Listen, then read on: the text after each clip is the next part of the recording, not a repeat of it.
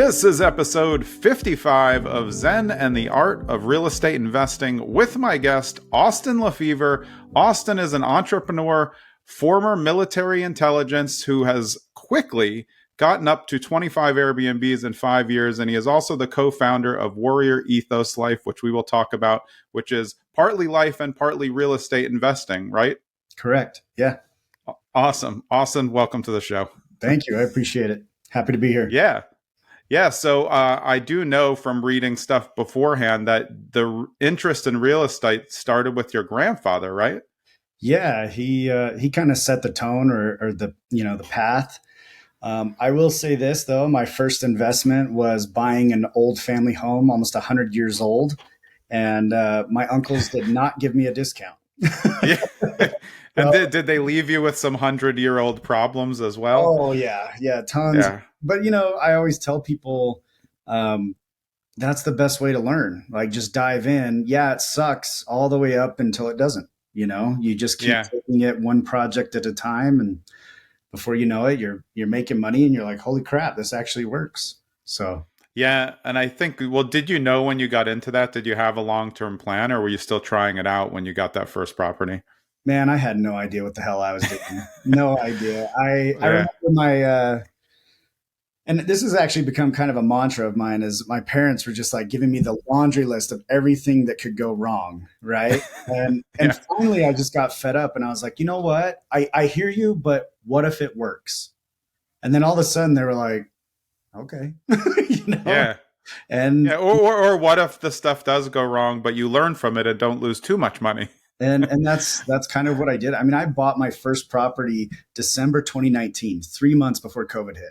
So it's arguably the absolute worst time to invest.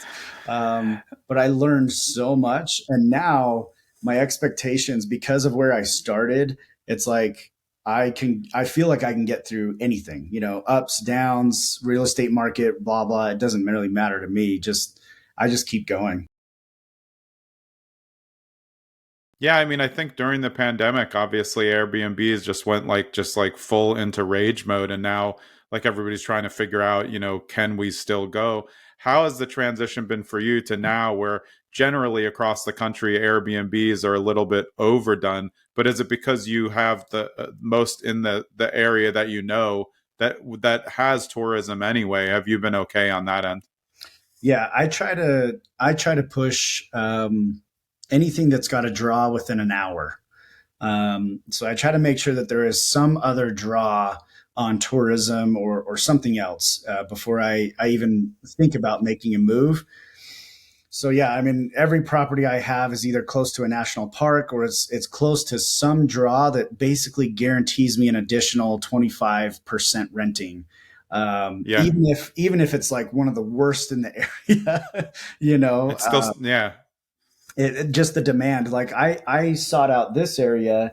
I mean, A, my family's from here, but B, I was looking at, Utah has like the big 5 national parks, and Bryce Canyon's kind of middle. It's not the most popular, but it's definitely not the least popular.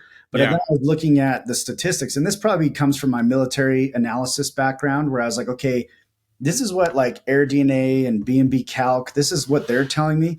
They told me I'd be making like a negative cash on cash, and I was making 68% cash on cash. And I was like, what? That's that's an insane difference. And that's why I was like, what is wrong with these calculations? But then I realized they are so overgeneralized to protect themselves, right? It's all about protection. Yeah. And so they always take the lowest common denominator and just give you the kind of the absolute bare bones. Even if you're the worst rental in town, this is what we can expect, which I do appreciate. They don't inflate their numbers, but they almost deflate the numbers. And so I made sure that the draw, they were getting like 2 million visitors a year with only 1,800 rooms. And if you do the math, you're like guaranteed to get booked.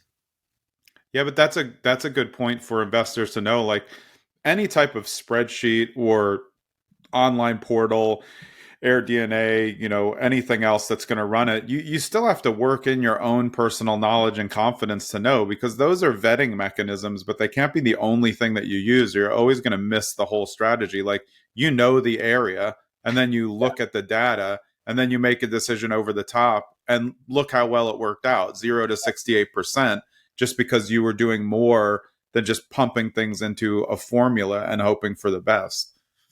I was on a webinar for another. He's another B&B like coach, similar, similar to me. Um, and yeah, Yeah, he was just going through Air DNA and basically saying, "This is your Bible. This is it." And I'm like, and then as he was progressing through, and look, everybody to each their own. Do what you need to do. yeah, But sure. he's like, I don't buy a property unless it's guaranteed I'll make $800 a month off of it. I And mean, I don't think I've bought one unless I was guaranteed I was going to make 8,000 a month. yeah, yeah. How are you managing your properties? Do you have a who manages the properties, or are you a participant in the management as well? I mean, I'm a minor participant for most part. I do, I make sure that the remodels are done correctly, and that we're I'm trying to squeeze as much out of everyone that I have, especially when it comes to. I try to play for the most expensive in the area. I don't play for commodity. I don't like commoditizing, so Right. I try to find more amenities, more things that we can offer our guests, so that we can just get that price a little bit higher. I mean, on one of my properties, we were able to raise the price just $35. We made an additional $60,000 that year. You know, That's crazy. yeah, it's like how, and that's what people don't understand is, guys, it doesn't take a lot to get 35 extra dollars of value into your property. Sometimes it's Yeah. maybe a $10 investment, per guest. But isn't that so? I mean, think how much that's worth, and Yeah. that's the kind But of analysis that I focus on.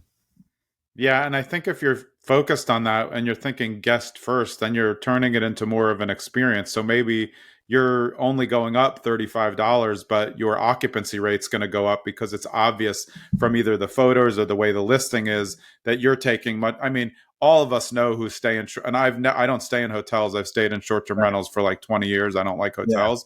So like, when you're on the sites, like who the good operators are versus who not, depending on pictures, how much they tell you where everything is, amenities.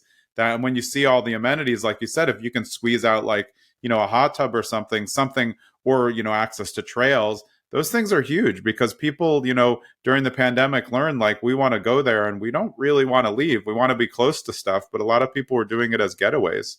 Well, and pretty much anything, any of the amenities now, you can finance it. Yeah, you're right.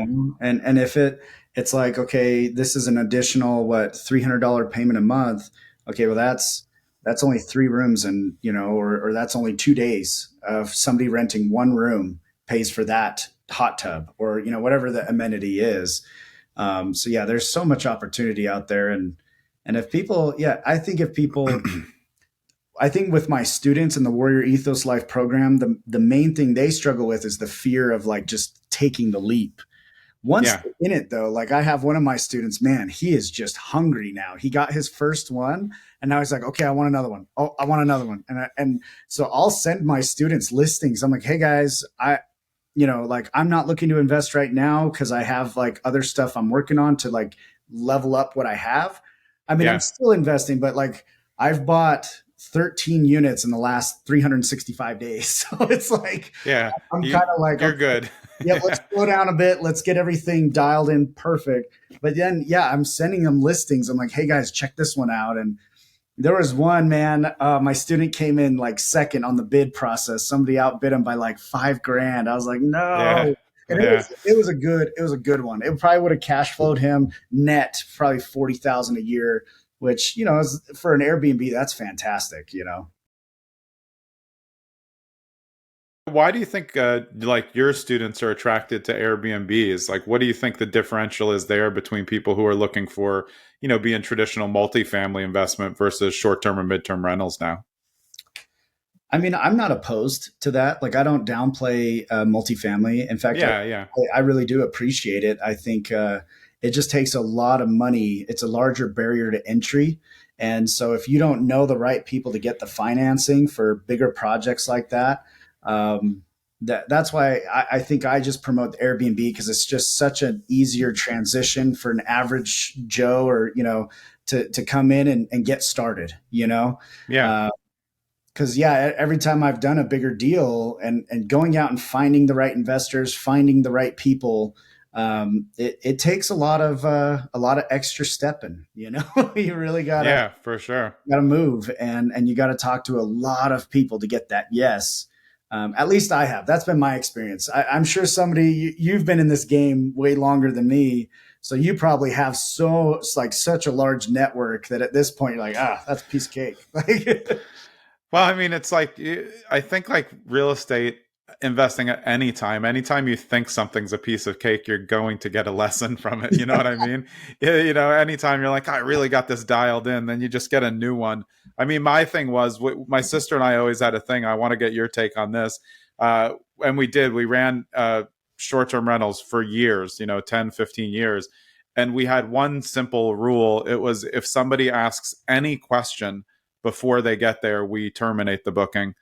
The wow. reason why is because those people, because we made sure that our listings had everything that somebody needed. I mean, if it was like a really, Yeah. a okay question, then that makes sense. But that was an indication to us that we left something out of the listing. So then we would edit it, give them a credit, keep them in. But we found that the people who are asking a lot of questions are always the one who write the worst reviews because Yeah. they're just nitpicking in advance. And it's like all the pictures are there. It tells you where to go. It tells you what you're near. Tells you how the access is. If you can provide that, we just love people who just booked, showed up. If something went wrong while we were there, like no problem. We'll take care of that. Sometimes people don't know how to even turn on the TV because they're like bad with remote controls. That's a fine call. We Yeah. have we told you how to turn it on, but like, okay, we'll field that. But what do you think about that? And do you think that is true now? Because we don't do them now anymore, but that was our old experience for sure. No, and man, I can't tell you how applicable this is to me right now. I mean, I had two listings go suspended on Airbnb because my manager didn't answer fast enough, right? Like, and if you get complaints, man, Airbnb is like, hey, you're out. Yeah, yeah. Or you're put on probation or whatever. And it was so funny when he called me. He's like, hey, man, like you can take it out of my check. And I was like, dude, no, like, dude, this is just, and he's like, I thought you being a military guy, you were going to just like jump my face. And I was like, no, look, people are going to complain. It's part of the business. We are going to get people that no matter what you do, you can't satisfy them. I said, but the main thing we need to make sure is that our listings, I said, don't make it. I told him, you don't need to explain it to them so they understand. You need to make it so incredibly clear that they don't misunderstand anything. Yeah, So yeah. a lot of people just like, oh, this should be good enough for them to understand. No, no, no. You need to make it so incredibly, I mean, you need to think that you were talking to the most incredibly stupid person in the entire world